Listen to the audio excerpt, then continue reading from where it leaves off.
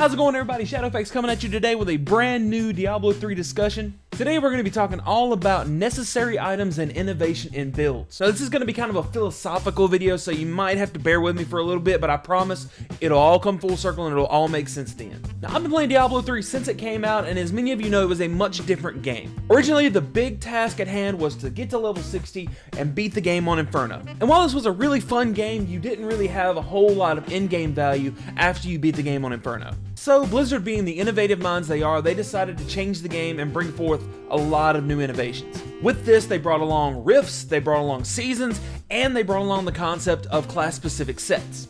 And I thought this was great. This meant that classes would now have their own sets to work towards, and they would be able to gear for these sets and start beating the game on harder difficulties. And the rifts and greater rifts gave people something to strive for. But with the introduction of sets, we've kind of lost something along the way. In the original game, the only set items you had really came from crafting. And these were not class specific. They didn't buff certain attacks. They simply gave your character overall buffs to toughness and some damage. This led to a lot of innovation when it came to builds and itemizations for people to beat the game on Inferno. No two demon hunters were the same, no two wizards were the same, no two barbarians were the same. But now that we have sets that buff certain attacks and certain playstyles, we've gotten to this point to where we don't really innovate anymore. Now we simply wait for somebody to beat a GR at a certain level and we start copying that build. And it doesn't help that now we have so many videos telling you what items to use with what set. Now this in and of itself is not a bad thing. It is always nice to know what builds are the best. It's always nice to know what items are the best for pushing those hard greater rifts. But this concept of a best build and best item has really cultivated this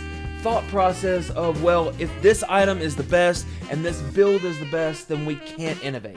You have to take what has pushed the highest greater rift and you have to use it. And the best example I can give you is the concept of you can't replace a convention of elements. I can't tell you how many arguments I've seen on the subreddit and on the forums of people wanting to change the convention of elements from something else, but nobody really wants to let them. I posted on the Diablo 3 Crusader subreddit about replacing convention of elements with Unity.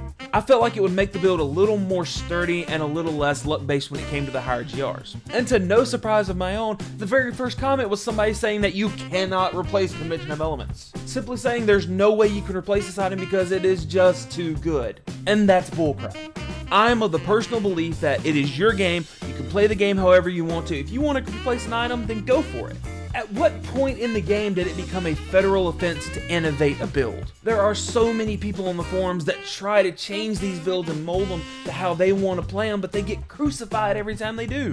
And also, as a fun fact, I checked the Crusader leaderboards, and guess what? 3 of the top 5 players on the Crusader leaderboards are using Unity instead of Convention of Elements. Now, I understand if you're creating a build based on a certain attack, then there are items that you need to use. If you're going to use a Blessed Hammer build and you want to push to the highest point you can, Faithful Memory does become a must at that point. But if that's not your case, or you just want to try something different, then what is the problem? You should be able to play the game how you want to with whatever items you want to, and you should not be worried about being crucified for it. Hell, look at Rhyker's latest video on the top 10 meta builds. The top build is the Electric Archon Wizard, which by the way does not have a permanent set of items. He talks in the video about how this build is so flexible right now that there are many different combos you can use and you can still push higher greater rifts. And that's great. It's great to have a build that is very powerful that has a lot of options. Before you naysay and say Shadow, that's because that build is still new. Somebody will find optimized ways and then we'll be able to use it. And if that's the case, I hope it never happens. I hope there is never a time where somebody goes, okay, this is the best Electric Archon build. These are the items you need. You can't use it without it. We are limiting ourselves with this game. I see so many posts about how people are bored with this game, how it's become so stale, and that's just because you're not doing it right. We have so many items in this game that we should be able to create one build and have 20,000 different variations. And it shouldn't matter whether it's the best version of this build or whether this is what you absolutely need. It matters that you innovate and make the build your own. So to end this video, I want to challenge everybody.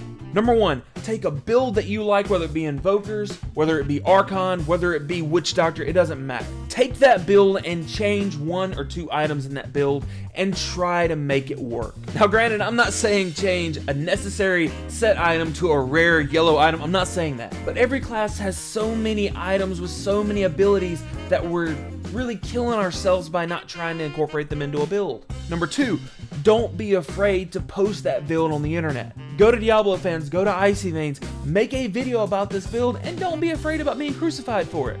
Number 3, don't crucify people.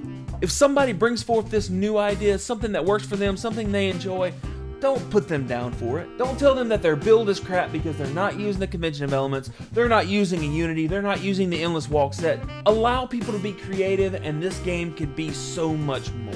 And for my last challenge, guys, if you do have a build that you play differently, if you do have an Invoker build that you use different items on, if you have an Archon build that you do use different items on, put it down in the comments, let me know. I want to see it.